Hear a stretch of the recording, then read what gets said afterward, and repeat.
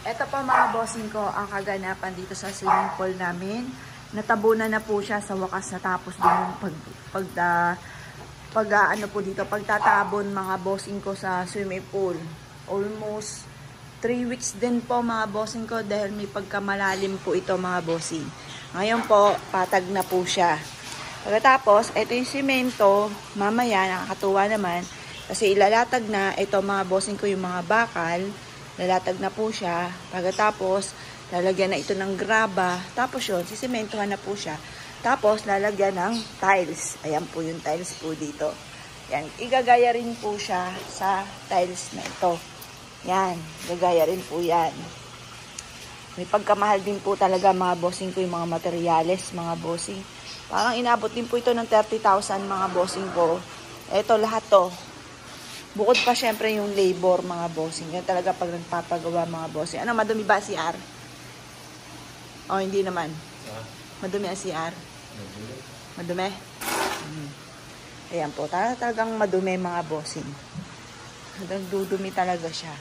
Kamusta naman ang aking napakagandang halaman? Pero inaalagaan ko pa rin po siya sa dilig kahit may mga ano kasi yung mga ganyan, nakakaano po yan, nakakatuyo mga bossing ko ng halaman. Kasi mainit mga bossing ko yung simento. Pero nakakatuwa naman mga bossing dahil maganda pa rin yung halaman ko mga bossing. Yan. Nakakatuwa mga bossing ko dahil itong aking rose, may sibol na siya mga bossing ko ng ganyan.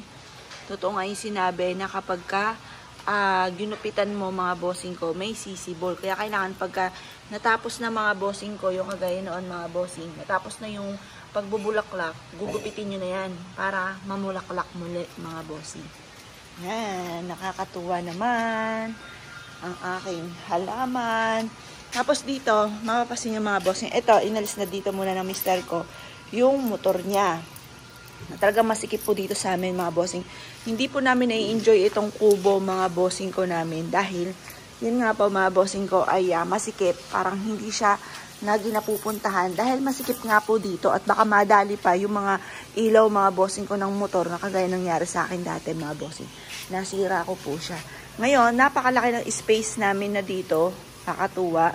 Dahil papatagi na nga po siya at gagawin na siyang parking. Dito namin lalagay yung aming aso dito.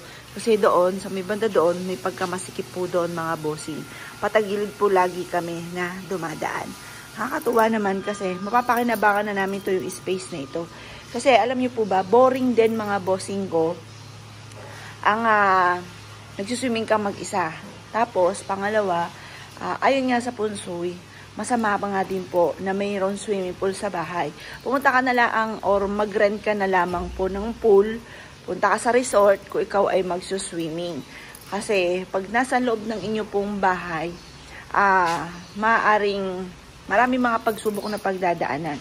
Kaya naman ako naglagay ng ganito dahil yung mga anak ko hindi marunong lumangoy. Nagkaroon kami ng ganito, swimming lesson po ako at natuto naman po sila na lumangoy at hindi na sila takot sa tubig. Kasi ako po mga bossing, tayo mga nanay, kung ano yung hindi natin naranasan, gusto nating iparana sa ating mga anak.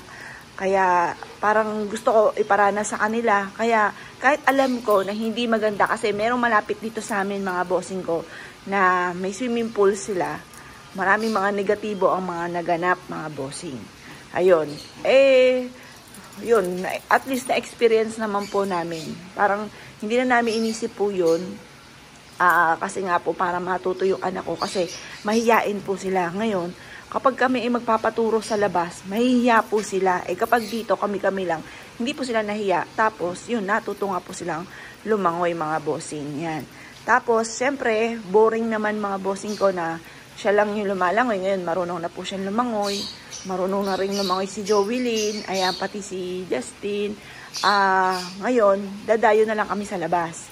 Yan, at least mapapakinabangan ito kasi talagang, ako nga po mga bossing ko, 3 beses lang sa 3 years ng swimming pool namin, 3 beses lang ako nakalangoy dito mga bossing.